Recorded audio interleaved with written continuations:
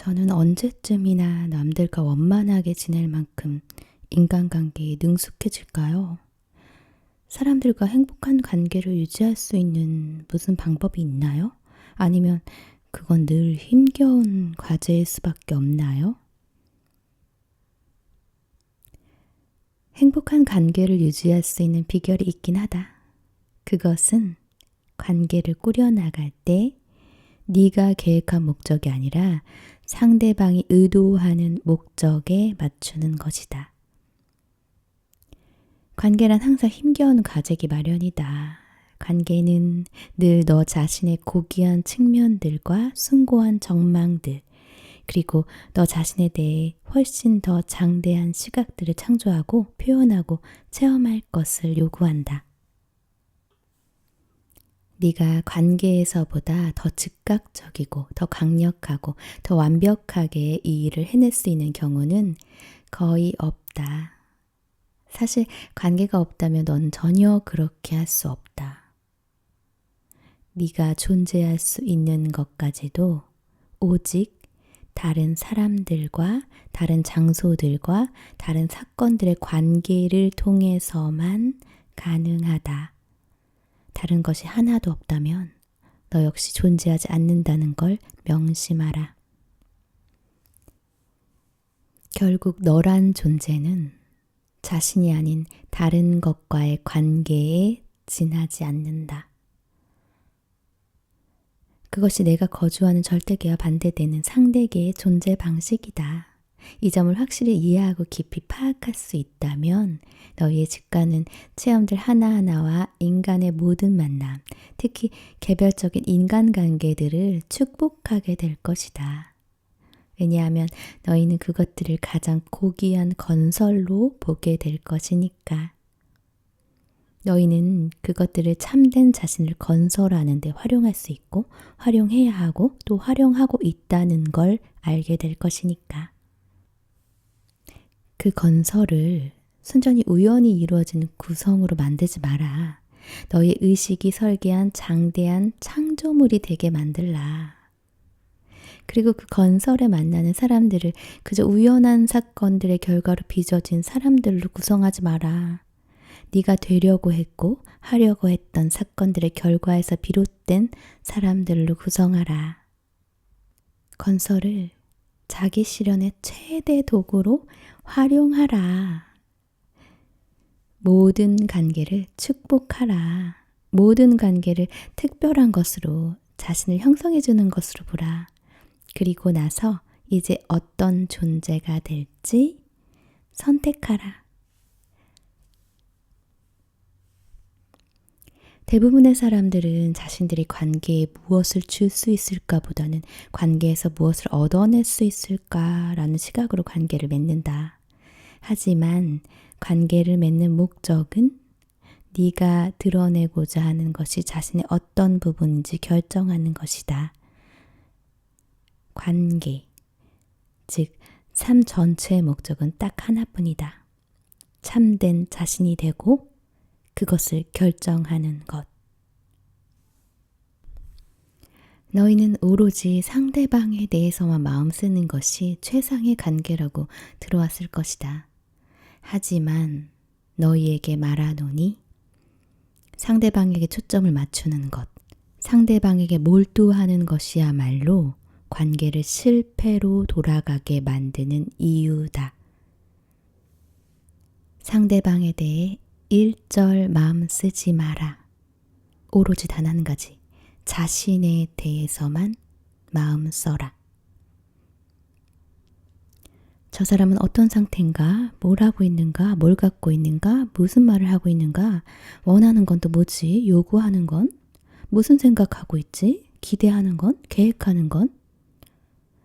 상대방의 상태와 하는 일과 가진 것과 말과 바람과 요구 따위는 중요하지 않다. 상대방이 뭘 생각하고 뭘 기대하고 뭘 계획하는지는 중요하지 않다. 중요한 건 그 관계에서 자신이 무엇이냐는 것뿐이다. 사랑을 가장 잘하는 사람은 자기 중심적인 사람이다. 이것을 꼭 기억하라. 사랑을 가장 잘하는 사람은 자기 중심적인 사람이다. 자신을 사랑할 수 없는 사람은 남도 사랑할 수 없다.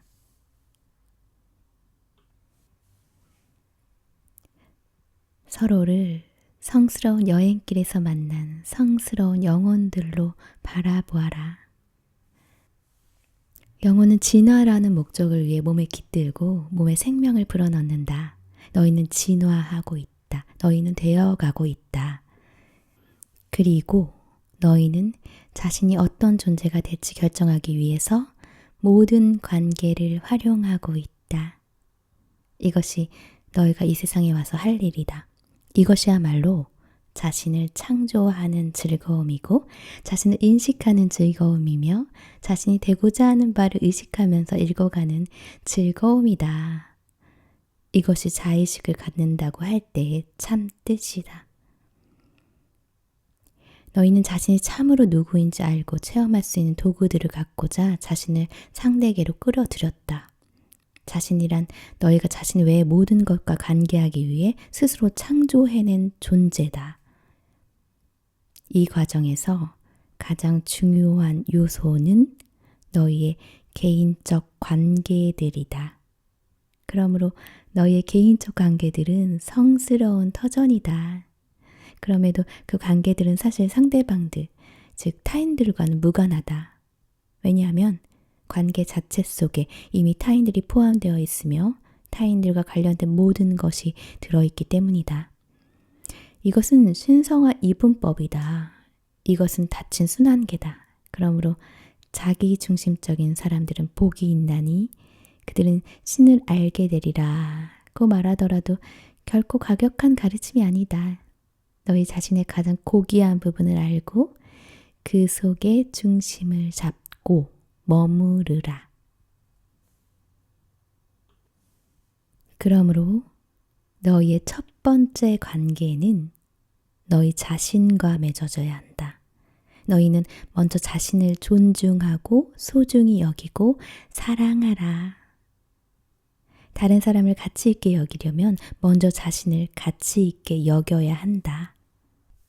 다른 사람을 축복받은 존재를 여기려면 먼저 자신을 축복받은 존재로 여겨야 한다. 다른 사람의 성스러움을 인정하려면 먼저 자신의 성스러운 존재임을 알아야 한다. 그러므로 너희에게 말하노니 지금 당장 그리고 앞으로 영원히 너희 자신에게 중심을 두어라. 자신이 남들과 어떻게 지내는가가 아니라 주어진 시기에 자신이 어떤 상태고 뭘 하고 있고 뭘 갖고 있는지를 주시하라. 너희가 구원받을 길은 남들의 행동이 아니라 자신의 반응 속에 있다. 관계 속에서 네가 어떻게 반응하는가에만 주의 깊게 살펴라. 이제 훨씬 잘 알아듣겠습니다. 하지만 이런 이야기는 다른 사람들이 관계 속에서 우리에게 무슨 짓을 하든 신경 쓰지 말아야 한다는 뜻으로 들리기도 합니다. 그들은 무슨 짓은 다 할 수 있지만 우리가 마음의 평정을 유지한다면, 자신에게 중심을 둔다면, 그리고 그 모든 걸 멋지게 해낸다면 어떤 것도 우리를 건드리지 못하리라는 거죠. 하지만 남들은 우리를 건드립니다. 그들의 행동이 이따금 우리를 다치게 합니다. 제가 어떻게 해야 좋을지 모르는 것은 관계 속에서 상처 입을 때입니다. 이럴 때 흔히 사람들은 이렇게 말합니다. 거기서 비켜서 그게 아무것도 아닌 게 되게 하라고. 하지만 이건 말하기는 쉬워도 행하기는 어렵습니다. 저는 관계를 맺는 사람들의 말과 행동에 쉽게 상처받곤 합니다. 남들의 모습이나 말이나 행동에 상처받고 고통받을 때 너희가 할 수 있는 일들이 있다. 첫째, 자신이 정확히 어떻게 느끼고 있는지를 자신과 남들에게 솔직하게 인정하는 것이다. 많은 이들이 이렇게 하기를 두려워한다. 자신이 좋지 않게 비치리라 여기기 때문이다. 너희의 내면 깊은 곳 어딘가에서는 그런 식으로 느끼는 게 십중팔구 어리석은 짓이라는 걸 알고 있다. 그것은 십중팔구 자신의 부끄러운 부분일 뿐이요. 자신은 그보다는 더 괜찮은 사람이다. 그런데 너희는 어쩔 수가 없다. 너희는 여전히 그런 식으로 느낀다. 이럴 때 너희가 할 수 있는 일이 딱 하나 있다. 자신의 느낌을 존중하는 것. 자신의 느낌을 존중하는 건 자신을 존중하는 것이기에. 화가 나고 짜증이 나고 혐오감이 일고 극심한 분노에 사로잡힐 때, 그리고 상대방에게 복수하고 싶을 때 그런 느낌들을 존중하라. 자신의 내면에서 일어나는 느낌들을 존중할 수 없다면 어떻게 남들의 느낌을 이해하고 존중할 수 있겠는가? 남들과 상호작용하는 모든 과정에서 제기되어야 할 첫 번째 질문은 그것과의 관계에서 나는 지금 어떤 존재며 그리고 어떤 존재가 되기를 원하는가다. 너희는 충분히 시험해 볼 때까지는 대체로 자신이 누구인지 기억해내지 못하고 자신이 어떤 존재가 되려 하는지 알지 못한다. 너희는 아직도 참된 자신을 깨달으려 애쓰는 중이다. 삶은 너희에게 참된 자신을 창조할 수 있는 기회를 넘칠 만큼 제공할 것이다. 삶은 발견의 과정이 아니라 창조의 과정임을 꼭 명심하라. 너희는 자신을 몇 번이고 되풀이해서 창조할 수 있으며 사실 날마다 그렇게 하고 있다. 그러나 너희는 일이 생길 때마다 항상 같은 대답을 가지고 나서진 않는다. 똑같은 외부 체험이라 하더라도 하루는 참고 아끼고 친절하게 대하는 쪽을 택하고 또 어떤 날에는 화내고 짜증내고 슬퍼하면서 대하는 쪽을 택한다. 성각자는 항상 똑같은 대답으로 대하는 사람이다. 그리고 그 대답은 언제나 가장 고귀한 선택이다. 이런 면에서 성각자는 그 자리에서 당장 예측할 수 있는 사람이다. 반면에 그 제자는 도무지 예측할 수 없는 사람이다. 어떤 상황에 대응하거나 반응할 때 어떤 수준의 선택을 하는지만 보아도 그 사람의 깨달음이 어느 정도인지 알 수 있다. 물론 이런 이야기는 가장 고귀한 선택이라는 게 무엇이냐는 질문을 낳는다. 이것은 시간이 시작된 이래 인간의 신학과 철학들이 중심으로 삼아온 질문이다. 진실로 이 질문에 몰두하는 사람이라면 그는 이미 깨달음의 길로 들어선 사람이다. 대다수의 사람들은 지금도 여전히 다른 질문들에 몰두하고 있는 게 현실이니까 말이다. 어떤 것이 가장 고귀한 선택인가가 아니라 어떤 것이 가장 이로운 선택인가, 혹은 어떻게 하면 가장 적게 손해를 볼 것인가 하는 질문에 손해 안 보기나 최대한의 이익이란 관점에서 삶을 살면 삶의 참된 이익을 놓치고 만다. 그럴 기회를 놓치고 그럴 가능성을 잃는다. 이런 식의 삶은 두려움으로 사는 삶이다. 이런 식의 삶은 자신에 대해 거짓말을 한다. 너희는 두려움이 아니라 사랑이기 때문이다. 사랑은 어떤 보호도 필요하지 않다.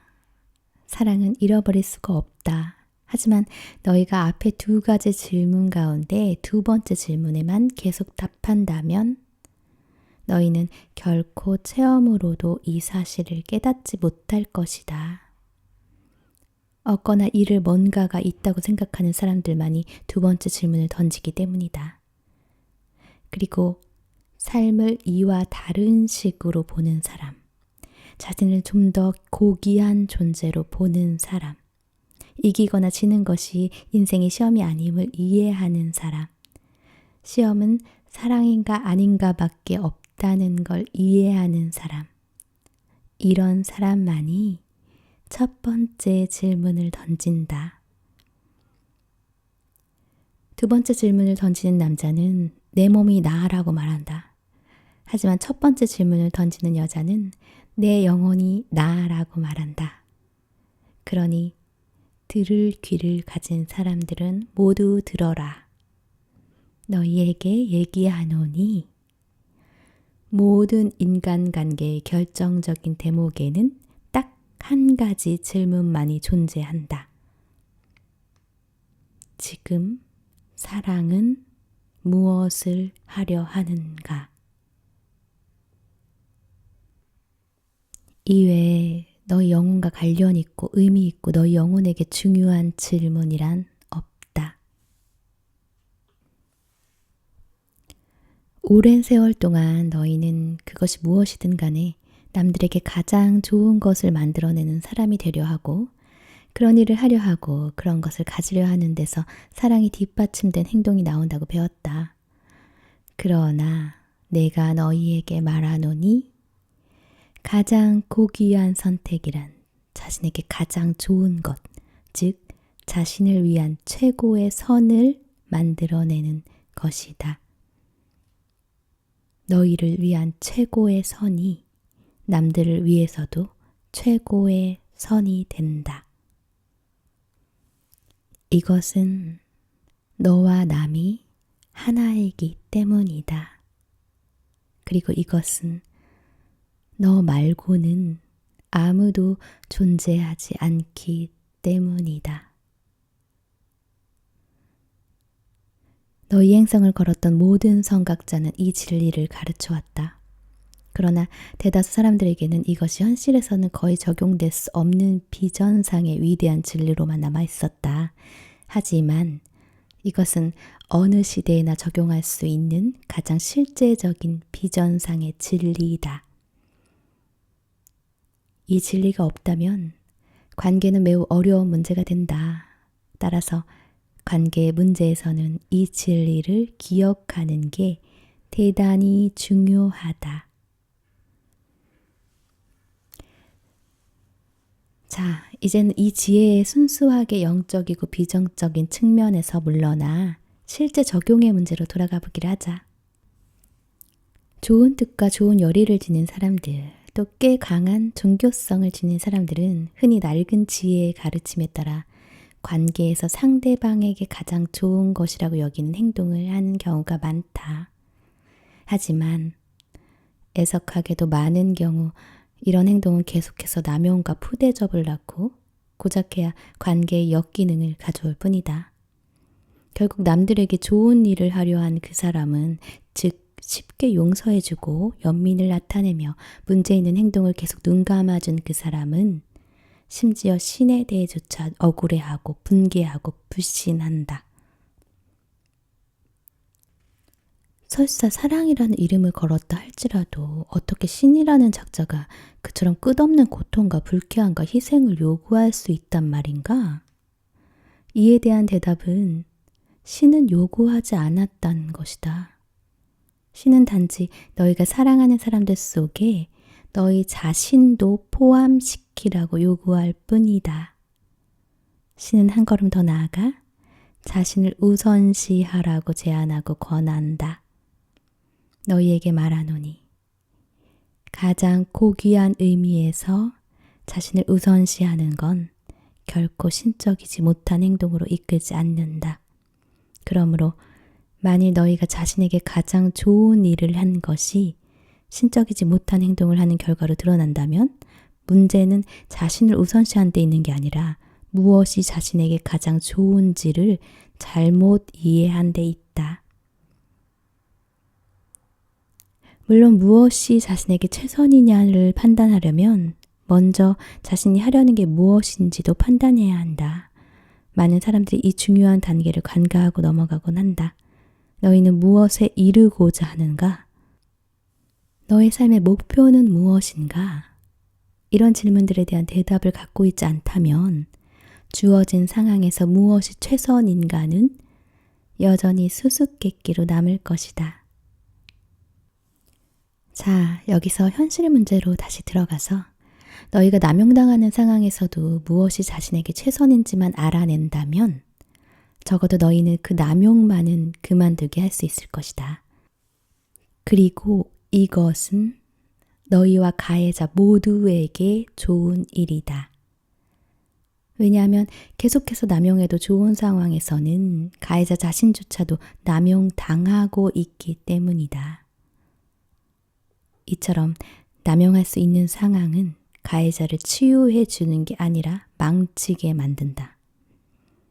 가해자가 자신의 남용이 받아들여지는 것을 깨달았을 때 그는 거기서 뭘 배우겠는가?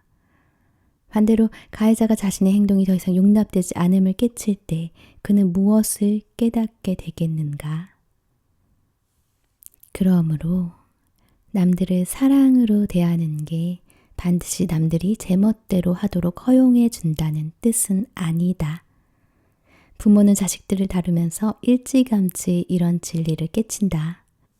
다만 어른들이 다른 어른들을 상대할 때는 그렇게 빨리 이 진리를 터득하지는 못한다.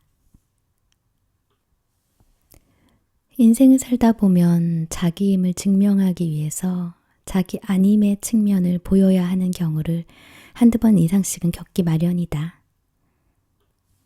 이런 얘기는 이상주의자인 젊은이들에게는 대단히 모순된 얘기처럼 들리겠지만 어느 정도 세상을 산 사람들이라면 그다지 이해하기 어렵지 않을 것이다. 성숙한 사람들을 회고해보면 신성한 이분법으로 비칠 것이고 그렇다고 해서 인간관계에서 상대방에게 상처받았을 때 상대방에게 상처를 되돌려줘야 한다는 건 아니다. 이것은 단지 누군가가 계속해서 해를 끼치도록 내버려 두는 게 너희 자신을 위해서나 그 사람을 위해서나 가장 사랑에 찬 행동은 아니라는 이야기다. 너희를 상처받는 상황에서 그런 일이 일어나지 않는 상황으로 가장 빨리 데려다 주는 것은 완벽한 정직이다. 즉, 어떤 것에 대해 너희가 느끼는 바 그대로를 기꺼이 보여주고 인정하고 밝히고 선언하는 것. 너의 진실을 말하라. 부드럽게, 하지만 충분히 완전하게. 너의 진실에 따라 살아라. 유연하게, 그러나 완전하고 일관되게. 그리고 체험으로 새로운 깨달음을 얻는다면 쉽고 빠르게 자신의 진실을 바꿔라. 신이라면 적어도 네가 관계 속에서 상처받을 때 거기서 비켜서 그건 아무것도 아니야 라고 말하지 않을 것이다. 지금 네가 상처를 입고 있다면 그것을 아무것도 아닌 게 되게 하기엔 너무 늦었다. 이제 네가 할 일은 그 관계가 너에게 무엇을 뜻하는지 판단하고 그 의미를 보여주는 것이다. 그렇게 함으로써만 너는 되고자 하는 자신을 선택하고 또 그런 존재가 될 수 있기 때문이다. 의무에 대해서 말씀해 주세요. 너는 아무 의무도 없다. 관계에서도 삶 전체에서도. 아무 의무도 없다고요? 그렇다. 어떤 의무도, 어떤 제한이나 한계도, 어떤 지침이나 규칙도 없다. 너희가 다른 사람이 바라는 존재가 되는 걸 자신의 일로 여긴다면 만사가 어려워지리라. 그러나 사려 깊은 사람들이라면 이렇게 물을 것이다. 만일 신께서 제가 특정 유형의 사람이 되기를 바라신다면 어째서 애초부터 저를 그런 식으로 창조하지 않았습니까? 신께서 바라는 존재가 되기 위해 지금의 자신을 극복하려고 왜 이토록 고생을 해야 한단 말입니까? 진지하게 탐구하는 사람들이라면 이 점을 알려 할 것이고 그것은 당연한 일이다. 너희는 단 하나의 완벽한 존재다. 너는 참된 자신을 받아들일 수 없기 때문에 의무가 따르지 않는 관계란 걸 믿지 못한다. 하지만 내가 말하노니 너는 관계에서 어떤 의무도 지지 않는다. 기회만을 가질 뿐. 모든 영성의 토대가 되는 건 의무가 아니라 기회다. 네가 이와 다르게 생각하는 한 넌 핵심을 놓칠 것이다. 관계. 너희가 맺는 모든 관계는 너희 영혼이 사용할 완벽한 도구로서 창조됐다. 모든 인간관계가 성스러운 터전인 것은 그 때문이며 모든 인간관계가 신성한 것도 그 때문이다. 관계를 맺고 유지할 때 의무감에서 뭔가를 해서는 절대 안 된다. 네가 무엇을 하든 그 관계가 참된 자신을 판단하고 참된 자신이 되게 해주는 영광스러운 기회라는 점에서 그렇게 하라. 저는 관계를 지속한다는 것이 어떤 것인지 모르는 것 같습니다. 그렇게 하기 위해서 제가 해야 할 일은 무엇입니까? 너는 마치 관계를 오래 유지한 것이 성공인 양 말하는구나. 오래 유지하는 것과 일을 잘 해내는 걸 혼동하지 마라. 이행성에서 너의 직무는 네가 관계를 얼마나 오래 유지할 수 있을지 알아내는 게 아니라 자신이 참으로 누구인지 판단하고 체험하는 것임을 잊지 마라. 이것은 수명 짧은 관계를 옹호하는 얘기가 아니다. 물론 그렇다고 꼭 관계를 오래 유지해야 하는 것도 아니다. 그럴 필요는 없으나 수명 긴 관계 중 다수는 상호 성숙과 상호 표현, 상호 성취를 이룰 좋은 기회가 된다는 점도 언급해야 할 것이다. 그런 관계는 나름의 보상을 갖고 있다. 압니다. 알아요. 저도 늘 그럴 거라고 생각했죠. 그럼 그런 관계를 맺으려면 제가 어떻게 해야 합니까? 첫째, 올바른 이유를 가지고 관계 맺는지 확인하라. 대부분의 사람들은 잘못된 이유로 관계를 맺는다. 예를 들면 외로움에서 벗어나고 공허감을 채우고 사랑하거나 사랑받기 위해서. 이런 이유들은 그래도 괜찮은 편이다. 또 다른 사람들은 이기심을 충족시키고 우울증에서 벗어나고 성생활을 충족시키고 과거의 관계에서 벗어나고 권태에서 벗어나고자 관계를 맺는다.